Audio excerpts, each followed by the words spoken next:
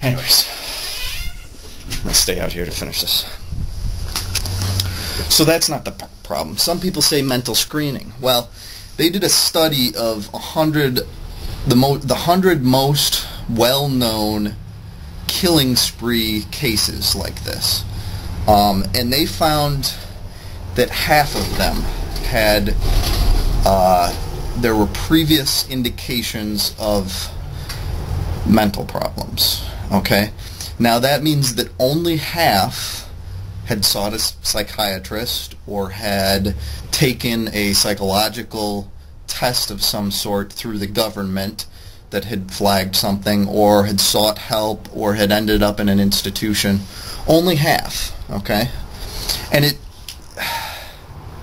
you know, the vast majority of people with mental problems are not violent. So you can't even blame the mental problem. In fact, this guy at Virginia Tech, you can talk to plenty of people who knew him. You can talk to his family members. You can talk to people who lived in the next room, and they will say, he seemed like a normal guy. I would have never expected him to do this. Well, that's how this works. Okay? You get to a point where your mind snaps, and here is the real cause, the real problem.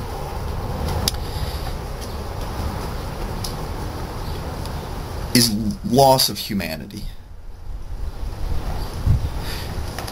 A person who does something like this has lost their connection, not just with the species, but with the world, with the community that they're surrounded by. They have gone from seeing themselves as a part of this experience we call life, and they've transitioned into feeling that they are, the only way they can see the world is as an enemy. They have demonized everything except themselves. They have demonized all other people. They have demonized our culture itself. And this is not just American.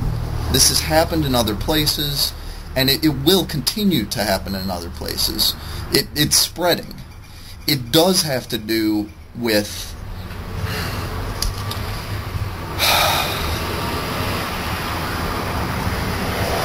advancement in some way. With the feeling that society is a machine out of control, and whether it's a chaos machine that no one's in control of, or if someone is in control of it, they're steering this thing in the wrong directions. Either way, if you feel there is nothing you can do, if you feel so overwhelmed by all this, it's the only way you can rationalize it. Alright, I'm going to take a pause.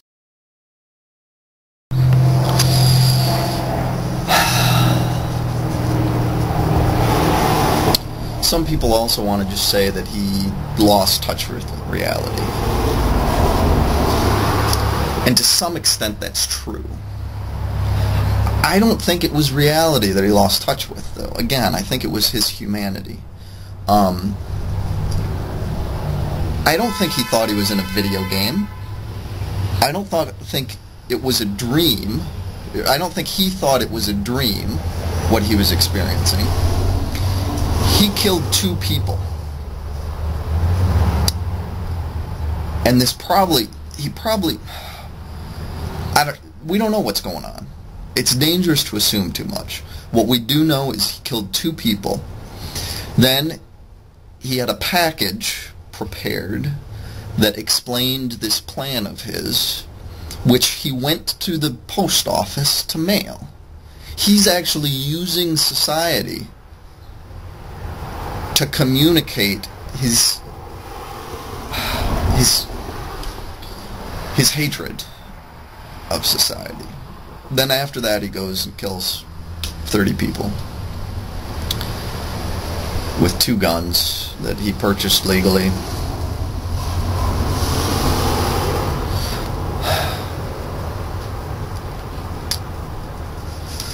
And I don't think he thought it was a video game. He went to the post office.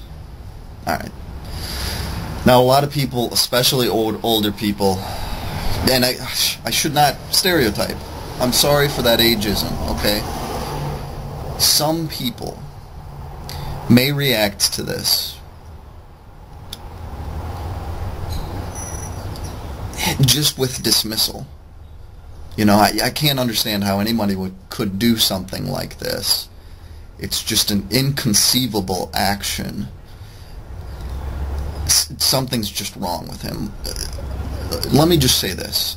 It is a conceivable action. It is a power that basically all of us have. Any one of us can pick up some sort of weapon, even without weapons. Walking down the street, we could just start punching the shit out of a stranger. We have that ability. It's part of this free will that we have. Now, why don't we?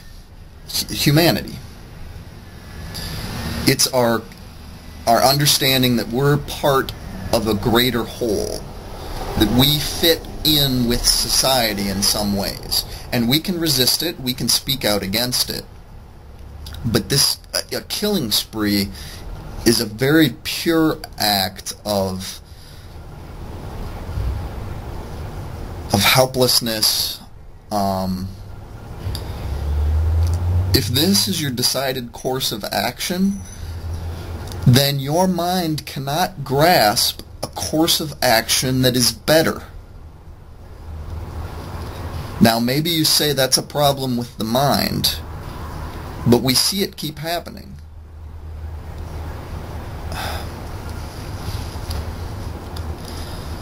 And what, do we wage a war on minds now? Mandatory mental screening for all citizens? If you fail it, you end up either in a mental institution, or a prison, or outside the country borders. This is not how to deal with it. We need to each get in touch with our humanity more. And we do this by getting in touch with other people's humanities. We have to reach out. Okay? This is a key thing, is that everything we have, largely speaking, is from society. The way we think, the way we process, everything we experience has been created by humans over time. We've been handed this. Of course, we can try and make changes. We will make changes. But it's hard. It's much easier to accept what society tells us because we understand society is larger than us. And we're seeing the breakdown of some societal structures.